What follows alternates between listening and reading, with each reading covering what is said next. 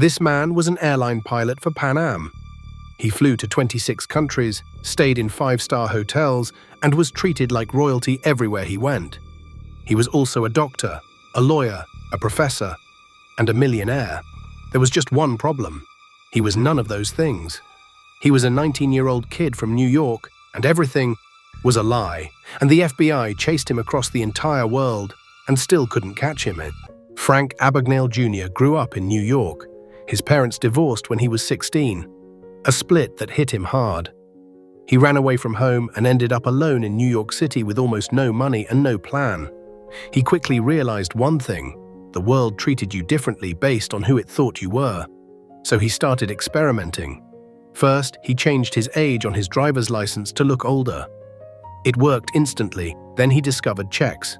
He opened a bank account, wrote checks for more money than he had, and withdrew cash before the bank caught on. Simple, fast, and completely illegal. But it worked, so he kept going. He started bouncing from city to city, cashing fraudulent checks everywhere he went. But the banks were starting to talk to each other. He needed a new identity, something that would make people trust him without question. One day, Frank noticed how pilots were treated. Everyone stepped aside for them. Hotels gave them free rooms. Restaurants gave them free meals. Nobody ever questioned a pilot. That was the moment everything changed. Frank called Pan Am's uniform supplier, pretending to be a pilot who had lost his uniform. He sweet-talked them into making him one.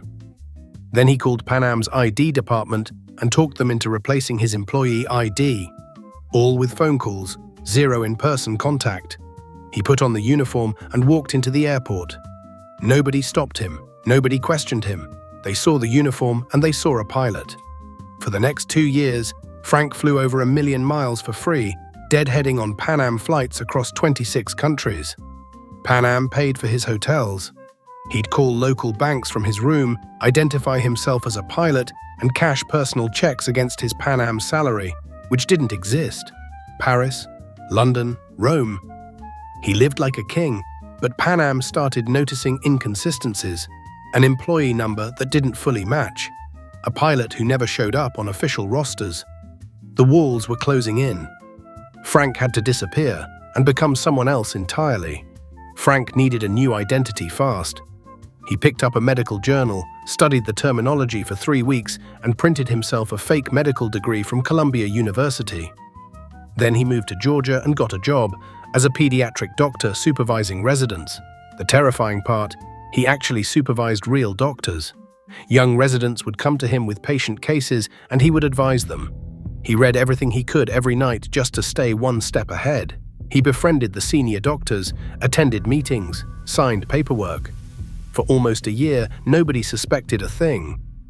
Then one day, a resident asked him a question he truly could not answer, and Frank knew it was time to vanish again. He quietly packed up, left Georgia, and disappeared. No arrest, no confrontation. He was just gone, and already planning his next identity. Frank moved to Louisiana. He printed a fake Harvard law degree and somehow passed the Louisiana bar exam on his 3rd attempt. He got a job as a lawyer for the Louisiana State Attorney General's office. He argued cases. He represented the state. He was good at it because Frank was genuinely intelligent and could absorb information faster than almost anyone. Real Harvard lawyers who worked alongside him had no idea. But one senior attorney started asking too many casual questions. Which year did you graduate? Who were your professors? Frank's answers got shakier. He knew the clock was ticking. After 8 months, he vanished again. Next stop, Utah.